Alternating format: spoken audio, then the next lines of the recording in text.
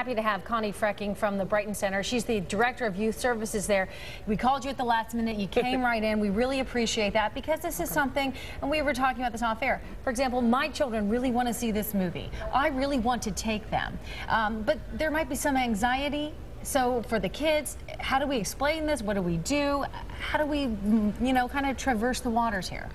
Well, I think important is to talk with your child about it, that the situation has occurred. Don't deny that it's happened or think that they have not been affected by it, because children have all different levels of what they're affected by. Trauma, it can come out in a lot of different forms. You don't have to be in the theater to experience it. The thought of it is very traumatic. So let's say I say, or someone at home says, hey, let's go see this movie tomorrow for a matinee, tonight, whenever, and they say, yeah, can we go see something else? Should we take that cue? Yes.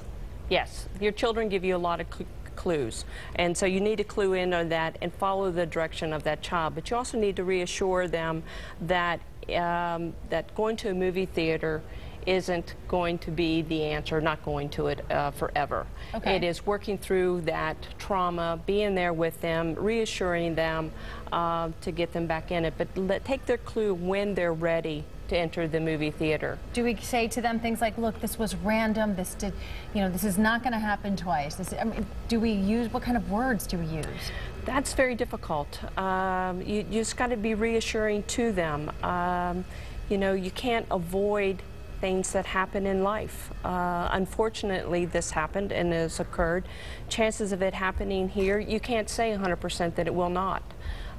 So you may want to take more precautions of, we've gone to a movie theater how many times? How many thousand of people go to movie theaters and it has not happened?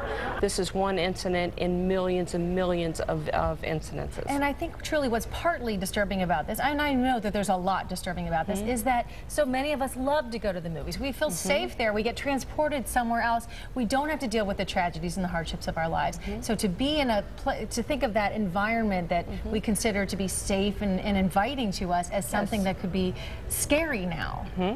But you can also think about, where do I want to sit in a theater? Where would be the safest spot for me to sit? Is it at the highest level of the theater so you see who comes in?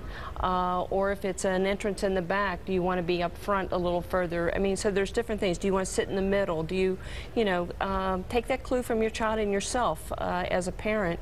Where do I want to sit with my child in this theater? Where do I think will be the most safe situation to sit in? Obviously, there's going to be so much news coverage of this, not just today, but in the coming days. Do we protect our children by saying, turn off the TV, or is that not protecting them? I think that is your call as a parent. Some children watch the news and handle it very well. Some children watch the news and get very frightened and very scared. You got to know your child and the impact that's going to have on your child. It is a life experience. It is those teachable moments again, that these things do happen in life, and how do you handle them and what do you do in those situations.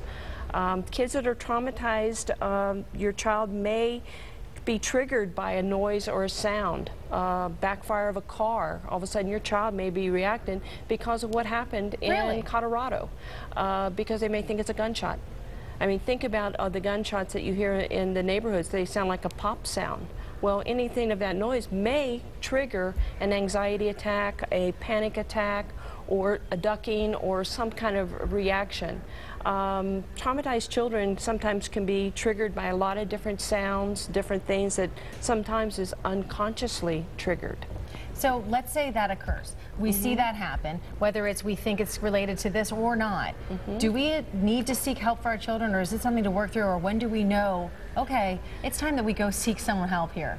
I think if your child continues to react to those type of situations on and doesn't seem to be comforted by your reassurance, and then you may want to see someone. That, again, that gets into knowing your child. You'll know when it is time for your child to see a professional. Okay, so is there a bottom, as it relates to this Colorado shooting, and there are children and whether of varying ages at home, is there a bottom line here? No. No. Just got to know them, don't we? You've got to know them. I've met some 3- and 4-year-olds that are very perceptive. and really know what's going on in the family life, in the neighborhood, and things around them. And I've met other 4- and 5-year-olds that don't have a clue. Sure. So developmentally can vary between children from age to age. Is the bottom line perhaps just talk to your kids, just kind Yes. of open a conversation? Yes, you know how your child's going to react to situations. You know how your children react to situations that happen at home. You know how your child reacts to crisis situations at school or traumatic type of events. You know, gauge that. You'll know. Connie, I appreciate you coming by. Connie You're Freking welcome. from the Brighton Center. Thanks so much. We really do appreciate it. You're welcome. Let's get a check of the forecast. Standing by, meteorologist